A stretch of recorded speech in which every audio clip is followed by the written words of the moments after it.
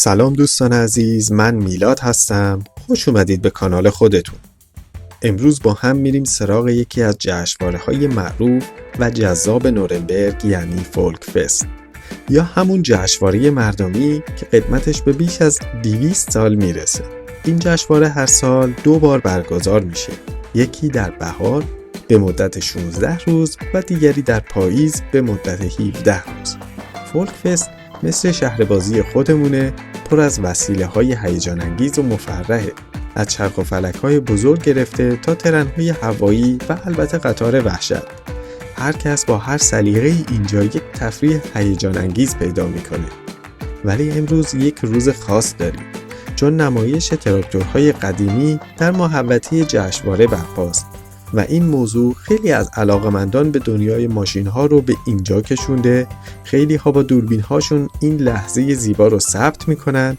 حتما از این ویدیو لذت خواهید برد، پس همراه من باشید و با هم از این جشنواره پر از شور و هیجان دیدن کنید.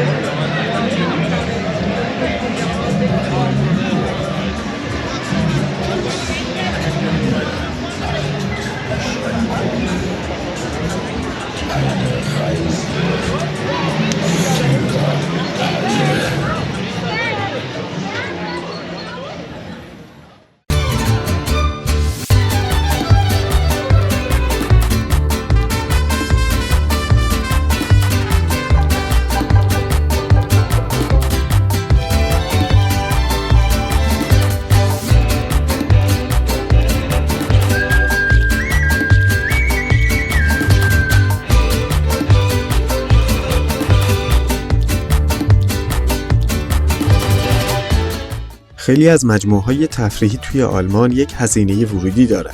وقتی که این هزینه رو پرداخت می‌کنید دیگه نیازی به خرید بلیط‌های جداگانه برای وسایل بازی داخل ندارید.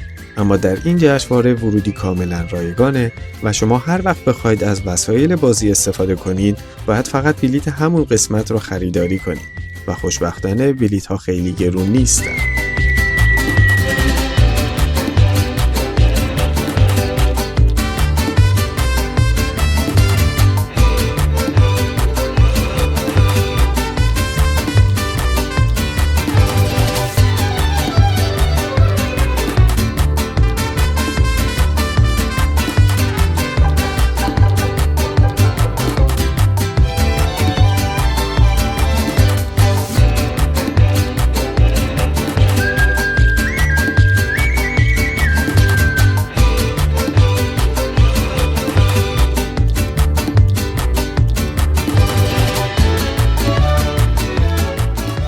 یکی از نکات مهم در آلمان استفاده رایج از پول نقده و خیلی از جاها مثل اینجا امکان خرید با کارت‌های بانکی وجود نداره. پس برای خرید بلیط و خوراکی حتما باید پول نقد همراه داشته باشید.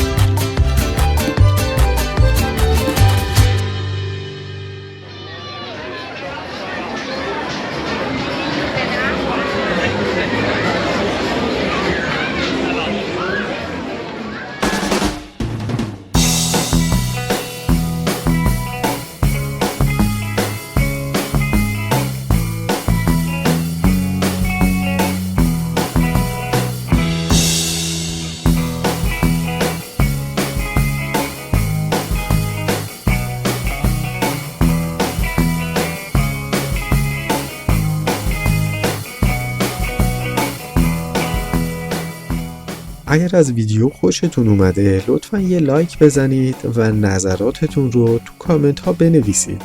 از تجربیات خودتون تو چنین مکانهایی هم خوشحال میشیم بشنویم.